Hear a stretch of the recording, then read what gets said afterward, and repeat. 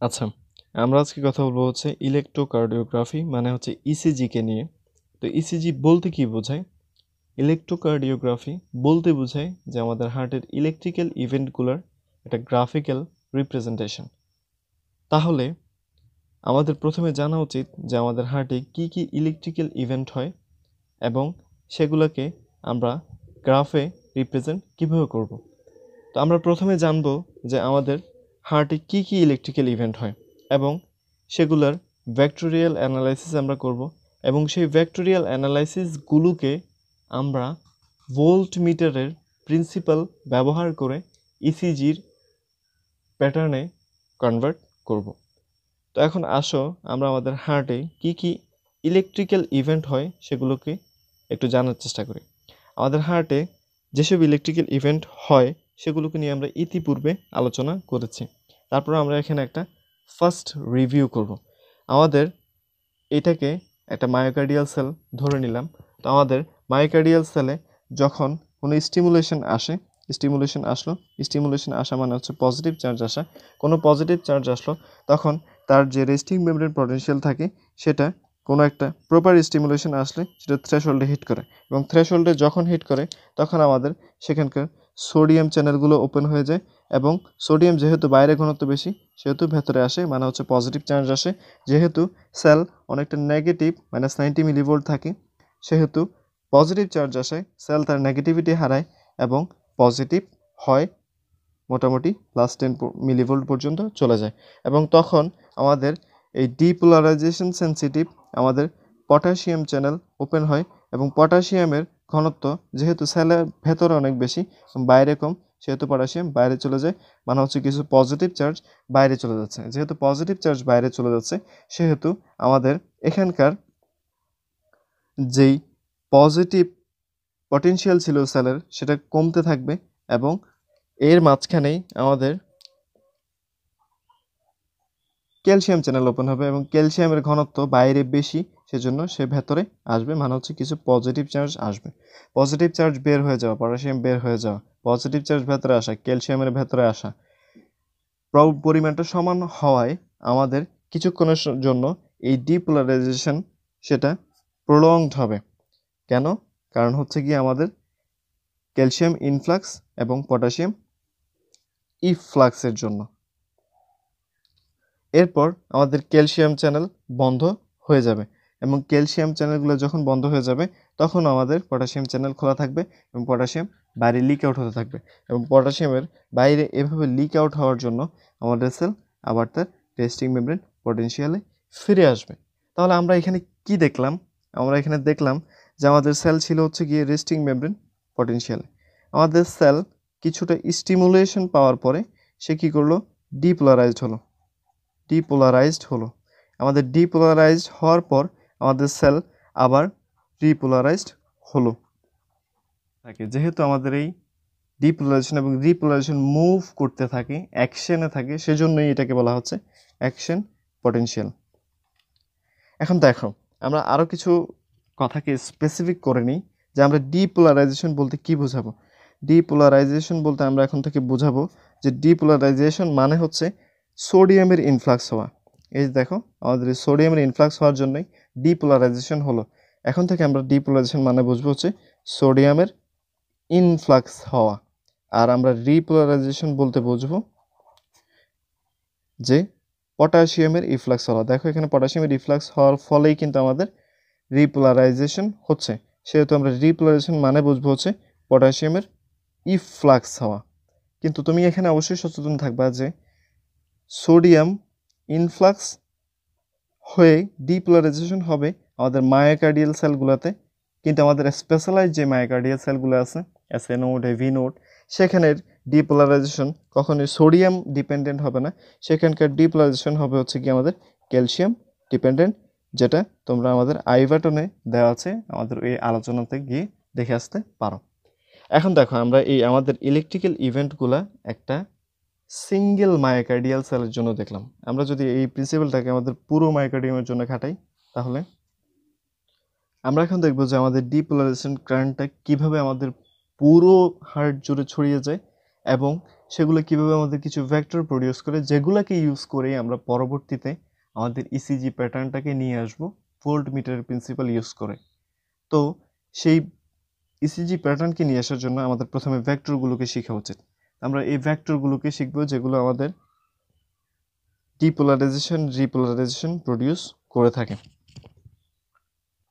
তো তোমরা ইতিমধ্যেই জানো যে আমাদের হার্টের ইম্পালসটা জেনারেট হয়ে হচ্ছে গিয়ে আমাদের এসএ নোড থেকে, এবং এই এসএ নোড আমাদের এই ইম্পালসটাকে তার পার্শ্ববর্তী সেলগুলোতে ছড়িয়ে দেয়, তার পাশের সেলগুলোতে আমাদের সেই ইম্পালসটাকে ছড়িয়ে দেয়। এবং তুমি জানো যে আমাদের পাশের সেলগুলোতে গ্যাপ জাংশন আছে, এবং এই গ্যাপ জাংশন দ্বারা সে ওই পাশের সেলগুলো তার পাশের সেলগুলোকে ছড়িয়ে দেয়, এবং এভাবে করে করে এই ছড়াতে ছড়াতে কারণটা পাশের সেল হয়ে আমাদের এই পুরো অ্যাট্রিয়া জুড়ে ছড়িয়ে যায়।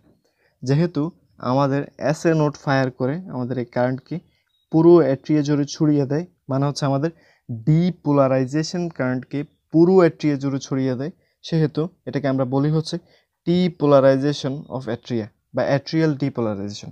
তো অ্যাট্রিয়াল ডিপোলারাইজেশনকে আমরা একটা ভেক্টর দ্বারা রিপ্রেজেন্ট করতে পারি, আমরা সব ফোর্সকে একটা ভেক্টর দ্বারা রিপ্রেজেন্ট করতে পারি। যেহেতু আমাদের এখানে ডিপোলারাইজেশন মানে হচ্ছে ইলেকট্রোম্যাগনেটিক ফোর্স এখানে কাজ করে, সেহেতু আমরা এটাকেও ভেক্টর দ্বারা রিপ্রেজেন্ট করতে পারবো। তো দেখো আমাদের এই ভেক্টরটাকে আমরা কিভাবে করব। আমরা এই ভেক্টরটাকে আমাদের প্রথমে টিস্যুর পরিমাণের উপর সেটা সাইজ ডিপেন্ডেন্ট করব।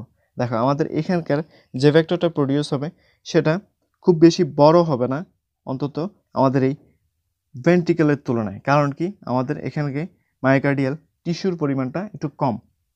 তারপর দেখো আমরা এটা ডিরেকশন ঠিক করব যে কোথায় থেকে আমাদের ইম্পালস স্টার্ট হয়েছে, কোথায় গেল ইম্পালসটা। আমাদের এসএ নোডে ইম্পালস প্রডিউস হলো, ছড়িয়ে গেল পুরো অ্যাট্রিয়ামে, তাহলে আমাদের ইম্পালস প্রডিউস হলো এখানে এবং চলে গেল পুরো অ্যাট্রিয়া জুড়ে। তাহলে আমাদের এই ভেক্টরের দিকটা হবে ডাউনওয়ার্ড এবং লেফটওয়ার্ড। আবার দেখো আমরা এই ভেক্টরটার ভ্যালোসিটিও ঠিক করে দেব। কিভাবে ঠিক করে দেব, যে দেখো আমাদের এই অ্যাট্রিয়াম যে টিস্যুগুলো দিয়ে গঠিত, যে মায়োকার্ডিয়াল সেলগুলো দিয়ে গঠিত, সেগুলো আমাদের মডারেট ভেলোসিটিতে কাজ করে। যেহেতু মডারেট ভেলোসিটিতে কাজ করে, তাহলে আমাদের এই ভেক্টরটার ভ্যালোসিটি হবে, মানে হচ্ছে ডিপোলারাইজেশন কারেন্টটা ছড়িয়ে যাওয়ার ভ্যালোসিটি হবে মডারেট। তাহলে আমরা কয়টা কথা বললাম, যে আমাদের অ্যাট্রিয়াল ডিপোলারাইজেশন এর যে ভেক্টরটা প্রডিউস হবে সেটা হবে একটা স্মল ভেক্টর রিলেটিভলি ভেন্ট্রিকেল থেকে, সেটা হবে ডাউনওয়ার্ড এবং লেফটওয়ার্ড, সেটা হবে মডারেট ভেলোসিটি সম্পন্ন। আমাদের অ্যাট্রিয়া ডিপোলারাইজড হলো। এখন আমাদের এই অ্যাট্রিয়াল ডিপোলারাইজেশন মানে অ্যাট্রিয়াল ডিপোলারাইজড কারেন্ট সেটা আমাদের ভেন্ট্রিকেলে ছড়াতে চাইবে। কিন্তু তুমি এখানে অবশ্যই দেখতে পাচ্ছ যে আমাদের অ্যাট্রিয়াম এবং ভেন্ট্রিকেলের মাঝখানে আমাদের এই যে গ্রিন কালারের একটা ব্যারিয়ার দেখতে পাচ্ছ, সেটাকে বলা হচ্ছে ফাইব্রাস সেপ্টাম বা ফাইব্রাস এনুলাস। এই ফাইব্রাস এনুলাস আমাদের ইনসুলেটরের মতো কাজ করে, এবং এই ফাইব্রাস এনুলাস আমাদের অ্যাট্রিয়াম থেকে ভেন্ট্রিকেলে কারেন্ট আসতে বাধা প্রদান করে, এবং সে অনেকটা ইনসুলেটরের মতো কাজ করে। এখন দেখো আমাদের কারেন্ট অবশ্যই অ্যাট্রিয়াম থেকে ভেন্ট্রিকেলে আসতে হবে, কারণ কি ডিপোলারাইজেশন হবে এবং তারপরে কন্ট্রাকশন হবে। তো আমাদের এই কারেন্ট আসার জন্য একমাত্র রাস্তা হচ্ছে আমাদের এই এভি নোড। আমাদের এই কারেন্ট এভি নোড হয়ে এভি বান্ডেল হয়ে আমাদের ভেন্ট্রিকেলে আসতে হয়। এখন যখন আমাদের এই কারেন্ট এভি নোড দিয়ে আসে, এভি নোড তখন খুবই স্লো কন্ডাক্টর হিসেবে কাজ করে। এভি নোড কেন স্লো কন্ডাক্টর হিসেবে কাজ করে তুমি আই বাটনে গিয়ে দেখে আসতে পারো। তো এভি নোড স্লো কন্ডাক্টর হিসেবে কাজ করায় আমাদের এভি নোড দিয়ে কারেন্ট খুবই ধীর গতিতে আসবে, এবং এখানে সময় লাগবে হচ্ছে 0.1 সেকেন্ড এর মতো। এবং এই সময়ে আমাদের কারেন্ট অ্যাট্রিয়াম থেকে ভেন্ট্রিকেলে এভি নোড হয়ে আসবে। যখন আমাদের কারেন্ট এভি নোড হয়ে আসতেছে তখন সে খুব স্লোলি আসে, এবং এভি নোড এর যে আয়তন মানে হচ্ছে এভি নোডের যে টিস্যু সেটা স্মল হওয়ায় দুটো কথা, আমাদের একটা হচ্ছে এভি নোড দিয়ে কারেন্ট স্লোলি আসে, এবং আরেকটা হচ্ছে এভি নোড খুবই স্মল হওয়ায় আমাদের এভি নোড দিয়ে যখন কারেন্ট পাস হয় তখন আমাদের ইসিজি মেশিন সেই কারেন্টটাকে রিড করতে পারে না, এবং সেটাকে আমরা একটা প্রশ্নবোধক দিয়ে দেখালাম যে আমাদের এখানে যে কারেন্ট প্রডিউস হয় সেটাকে আমরা ফিল করতে পারি না, বা আমাদের ইসিজি মেশিন সেটাকে ফিল করতে পারে না। তো গেল আমাদের এই অ্যাট্রিয়াম থেকে ভেন্ট্রিকেলে কারেন্ট চলে আসলো এবং এই কারেন্টটা কীভাবে ছড়াবে, আমাদের বান্ডেল অফ হিজে যাবে এভি নোড থেকে এবং এই বান্ডেল অফ হিজ থেকে right bundle left bundle branch হয়ে আমাদের পুরো ভেন্ট্রিকেলে ছড়াবে। এখন আমরা শুধুমাত্র ভেন্ট্রিকেলে ফোকাস করার জন্য আমাদের ভেন্ট্রিকেলটাকে এখানে বড় করে এঁকেছি। তোমরা অবশ্যই দেখতে পাচ্ছ যে আমরা আমাদের এই লেফট ভেন্ট্রিকেলকে রাইট ভেন্ট্রিকেলের ওয়াল থেকে থিকার করে এঁকেছি, কারণ সত্যিই আমাদের লেফট ভেন্ট্রিকেলের ওয়াল রাইট ভেন্ট্রিকেল থেকে 3 টাইমস থিকার হয়, সেহেতু আমরা এখানে এটাকে বড় করে এঁকেছি। তো দেখো আমাদের কি হলো যে এট্রিয়া ডিপোলারাইজড হলো, এট্রিয়া থেকে কারেন্ট আমাদের এভি নোডে আসলো, এভি নোড থেকে কারেন্ট এখন আমাদের ভেন্ট্রিকেলে প্রবেশ করবে। কিভাবে? প্রথমে এই বান্ডেল অফ হিসে আমাদের ভেন্ট্রিকুলার সেপ্টামে কারেন্ট প্রবেশ করলো এবং সেটা লেফট বান্ডেল ব্রাঞ্চ হয়ে রাইট বান্ডেল ব্রাঞ্চ হয়ে পুরো ভেন্ট্রিকেলে ছড়িয়ে যাবে। তো দেখো আমাদের প্রথমে এই ভেন্ট্রিকেলটা তিনভাবে মানে 3টে স্টেপে ডিপোলারাইজড হয়। প্রথমে সে তার সেপ্টামকে ডিপোলারাইজড করে, তারপর তার মেজর পার্ট মানে হচ্ছে মেজর ভেন্ট্রিকুলার ডিপোলারাইজেশন হয়, তারপর হচ্ছে তার বেজের দিকে যে পোর্শন থাকে সেখানে ডিপোলারাইজড হয়, মানে হচ্ছে ভেজেল ডিপোলারাইজেশন হয়। তো দেখো আমাদের এভি নোড থেকে কারেন্ট বান্ডেল অফ হিজে আসলো এবং তোমরা জানো যে এখন আমাদের কারেন্টটা আছে হচ্ছে কি পার্কিনজি সিস্টেমে, এবং আমাদের পার্কিনজি সিস্টেম হচ্ছে ফাস্ট কন্ডাকশনে স্পেশালাইজড, মানে আমাদের পার্কিনজি সিস্টেম খুবই ফাস্ট কন্ডাক্ট করবে। তো আমাদের পার্কিনজি সিস্টেমে যখন কারেন্ট আসলো তখন পার্কিনজি সিস্টেম প্রথমে আমাদের এই ইন্টারভেন্ট্রিকুলার সেপ্টাম, দুইটা ভেন্ট্রিকুলার মাঝখানে যে সেপ্টাম থাকে সেই ইন্টারভেন্ট্রিকুলার সেপ্টামকে আমাদের ডিপোলারাইজড করে। এই ইন্টারভেন্ট্রিকুলার সেপ্টামকে অবশ্যই ডিপোলারাইজড করে শুধুমাত্র আমাদের লেফট বান্ডেল ব্রাঞ্চ, আমাদের লেফট বান্ডেল ব্রাঞ্চ আমাদের এই ভেন্ট্রিকেলকে ডিপোলারাইজড করে। যেহেতু আমাদের এই ভেন্ট্রিকুলার সেপ্টামকে লেফট বান্ডেল ব্রাঞ্চ শুধুমাত্র ডিপোলারাইজড করে, সেহেতু আমাদের এই ভেন্ট্রিকুলার সেপ্টাল ডিপোলারাইজড হওয়ার জন্য যে ভেক্টর প্রডিউস হবে সেটা হবে রাইটওয়ার্ড এবং আপওয়ার্ড, সে ভেক্টরটা হবে রাইটওয়ার্ড এবং আপওয়ার্ড, এবং সেটা অবশ্যই একটা স্মল ভেক্টর হবে কারণ এখানে টিস্যুর পরিমাণটা কম, এবং সেটা অবশ্যই ফার্স্ট ভেক্টর হবে। তাহলে ভেক্টরটা হবে হচ্ছে কি রাইটওয়ার্ড অ্যান্ড আপওয়ার্ড। কেন রাইটওয়ার্ড অ্যান্ড আপওয়ার্ড? কারণ আমাদের লেফট বান্ডেল ব্রাঞ্চ থেকে কারেন্টটা আসতেছে এবং সেই কারেন্টটা যেহেতু লেফট বান্ডেল ব্রাঞ্চ থেকে আসতেছে সেহেতু আমাদের ভেক্টরের ডিরেকশন হবে রাইটওয়ার্ড এবং আপওয়ার্ড, এবং আমাদের এখানের টিস্যুর পরিমাণটা কম হয় সেটা হবে স্মল ভেক্টর, এবং আমাদের যেহেতু পার্কিনজি সিস্টেম এই ডিপোলারাইজেশনটা করতেছে সেহেতু এটা হবে ফার্স্ট ডিপোলারাইজেশন বা একটা ফার্স্ট ভেক্টর।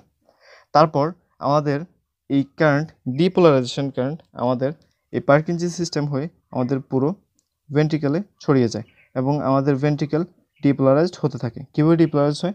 আমাদের ভেন্ট্রিকেলের এইখানকার মানে হচ্ছে একদম ভেতরকার সেলগুলো প্রথমে ডিপোলারাইজড হয় এবং সেগুলো তার গ্যাপ জাংশনের মাধ্যমে অন্য অন্য পাশের সেলগুলোতে তার ডিপোলারাইজেশন কারেন্টকে পাঠিয়ে দেয় এবং এভাবে করে তার পুরো ভেন্ট্রিকেলে কারেন্ট ছড়িয়ে যায়। তো দেখো আমাদের যখন এভাবে কারেন্ট ছড়াচ্ছে তখন আমাদের অনেকগুলো ভেক্টর প্রডিউস হয় আমাদের এই ভেন্ট্রিকেলের জন্য, অনেক অনেক ভেক্টর, সেগুলোকে আমরা যদি এইভাবে দেখাই, তো এই ভেক্টরগুলাকে আমরা চাইলে অ্যাড করতে পারি। আমরা যদি আমাদের লেফটের সবগুলো ভেক্টরকে অ্যাড করি তাহলে আমরা এরকম একটা ভেক্টর পাবো।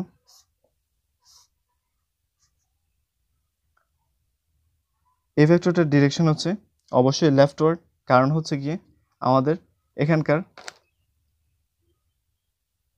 যে ভেন্ট্রিকেল সেটা আমাদের লেফট বান্ডেল ব্রাঞ্চ থেকে তার ইম্পালসকে গ্রহণ করে, এবং আমাদের রাইট দিকে যে ভেক্টরটা থাকে সেটাকে যদি আমরা একটু সবগুলো ভেক্টরকে অ্যাড করে সেটাকে যদি তৈরি করতে চাই তাহলে সেটা হবে এভাবে।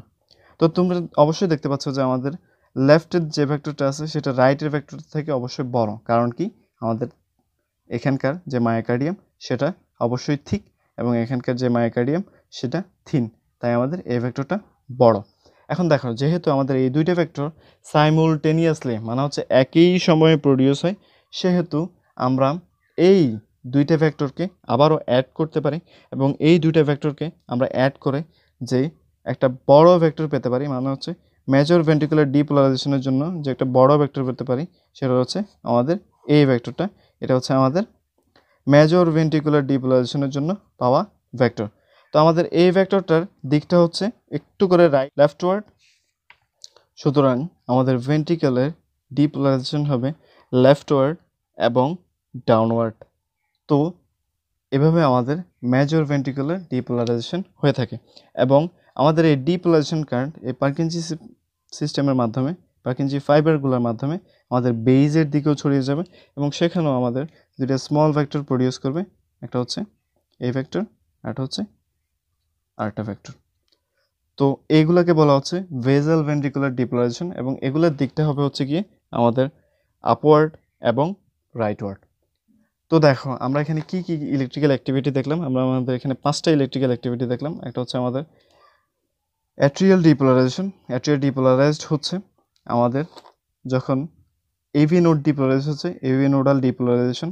আরটা হচ্ছে কি আমাদের ventricular septal depolarisation, major ventricular depolarisation, আমাদের বেসাল ভেন্ট্রিকুলার ডিপোলারাইজেশন। আমরা আমাদের পরবর্তী আলোচনায় এই ভেক্টরগুলোকেই আমরা আমাদের ভোল্ট মিটারের প্রিন্সিপাল ব্যবহার করে ইসিজি প্যাটার্নে কনভার্ট করব। তো এই ছিল হচ্ছে আমাদের আজকের আলোচনা।